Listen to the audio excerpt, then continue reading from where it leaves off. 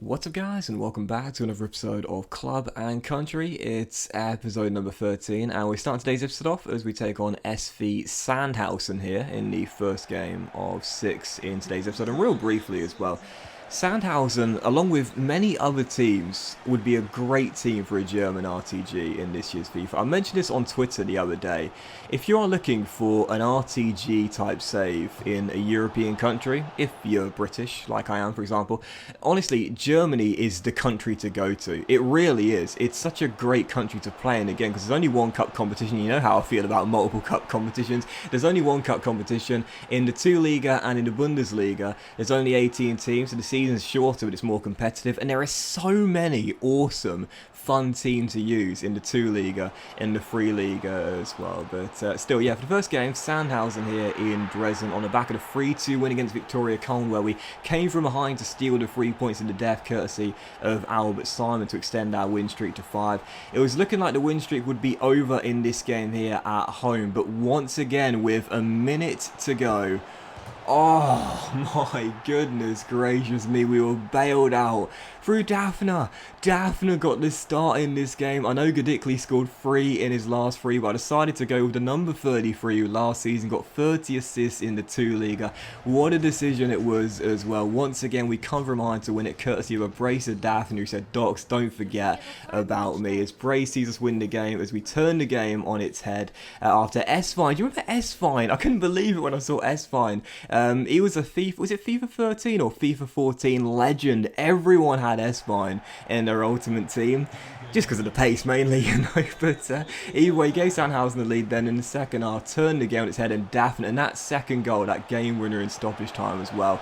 Back-to-back game winners in stoppage time, and what a finish from Daphne as well. Clips the underside of the bar, Tony Yeboah style, just about crossed the line for bouncing out of the goal as we win the game and make it 6 wins in 6 for Dynamo Dresden. And so for the second game of today's episode, now these guys are our rivals. Don't ask me to pronounce their first names, I'll get it wrong. We'll call them AUE.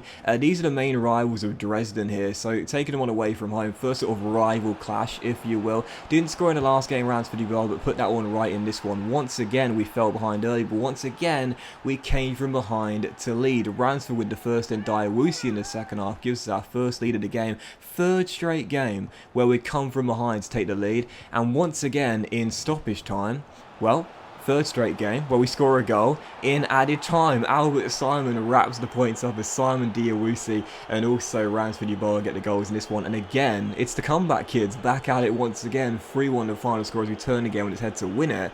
And it's crazy, man. 3 straight games where we came from behind to win. 3 straight games when it's been a goal in stoppage time. Mentioned it in the last episode and the episode before.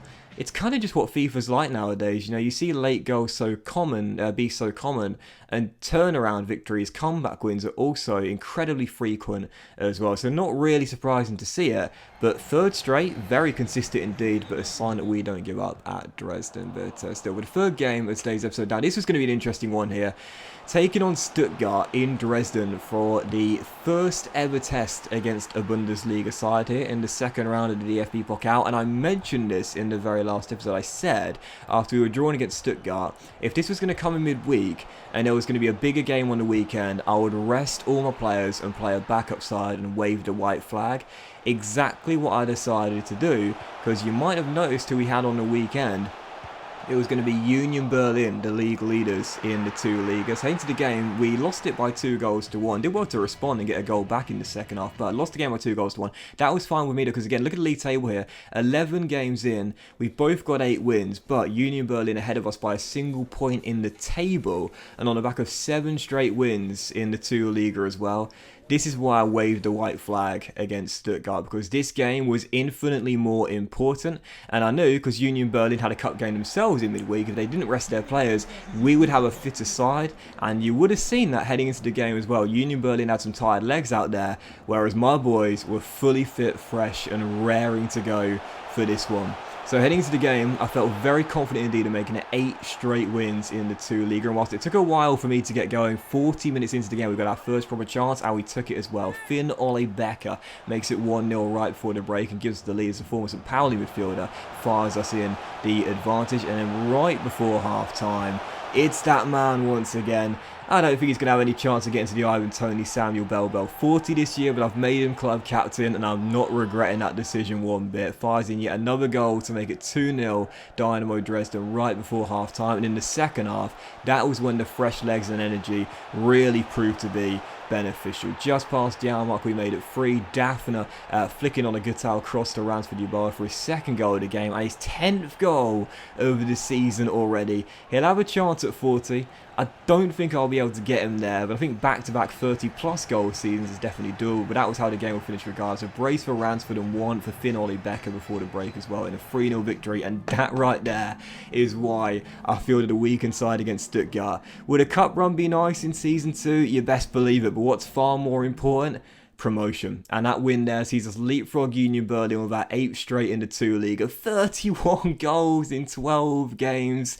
Ignore the goals conceded stat there, but either way, we leapfrog Union Berlin, go top of the table from our first 12 games, and again, to me, the only focus this year is promotion to the Bundesliga. Yes, a cup run would have been nice, but after I saw we were drawn against Stuttgart, after I saw it was in midweek, after I saw we had the biggest game of the series, let alone season so far against Union Berlin on the weekend, I was always going to rest on my side and play a backup side. Right decision in the end. Yes, we're out of the cup, but we're now top in the 2 Liga. Far more important to me. So on the back of the massive win there and going top of the table, we had a scouting update and an academy update as well. A couple of players in the academy look really decent. Hoffman, who I might change the position of and make him a holding mid, and also Leo Kasper as well, the centre back. I think at the moment that's what I'm kind of looking for in the academy, really, a good holding mid. Now we've got Finn Ollie Becker, who plays centre mid, and then Will is right next to him in our sort of asymmetrical 3-4-1-2.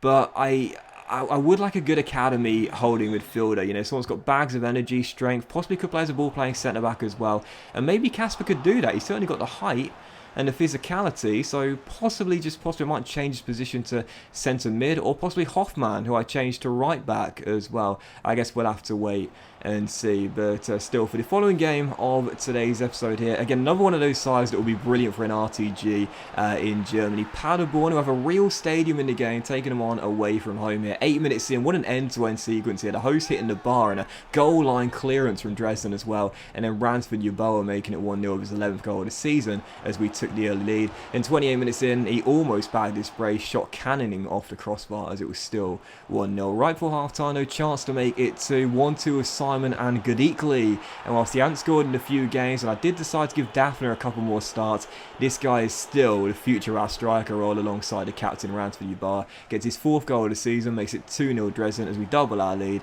and then just past the hour mark, a chance to make it 3, and this was glorious as well. 2 goals in 2 games for Finn Ollie Becker, and I think possibly a contender for goal of the season so far this campaign. This was absolutely glorious here. Quick little ball knocked off to our number 15. And as he takes a lovely little first touch here to beat the last defender after the dummy runner from Goodikli. Quick little fake shots, try and sell the goalkeeper, and a picture-perfect chip into the bottom corner to make it 3.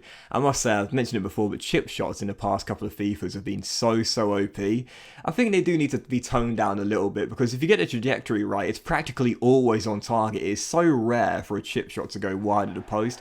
But either way, I'm not complaining when it happens there. 3-0 the final score though, and now 9 straight wins in the 2 Liga. So for our final game of today's episode here, Heidenheim at Dresden, aiming to keep the win streak going and make it 10 straight in the 2 Liga and try and pull away at the top of the table. Couldn't create any chance in the first half, but 8 minutes after the restart, this guy continues his crusade towards back-to-back golden boots. Ransford Yeboah makes it 1-0 and gives us the lead. And there were 2 minutes to go, still only leading by a goal, looking to wrap the points up and make it 2-0 in the closing stages. And as we know, late goals in this year's FIFA, so common. Albert Simon stores down the right hand side, could have rolled it across for Ransford Yeboah for his 13th goal of the season in the end. Took it on to number 8 myself, and I think already he's got 6 or 7 goals in the 2 Liga. He's off to an amazing start this year as he gets our second of the game and wraps the points up at the death. Unsurprisingly, yet another late goal. Final score 2-0. Again, I think it's 9 or possibly 10 straight wins in a row for Dynamo Dresden. 4 points clear of Union Berlin and Freiburg as well. Bielefeld only 5 5 points behind us right now. So again, we're far from clear at the top of the table, but after an amazing winning run, we are where we want to be, in pole position right now as we approach the halfway point of Season 2. But that will end today's episode of Club and Country, guys. Big thank you for watching. Hope you have enjoyed it. If you have, then please do drop a like. Much love to you all. Have a fantastic day, and I'll see you for the next episode of Club and Country as we hit the halfway point and the January transfer window opens as well very soon.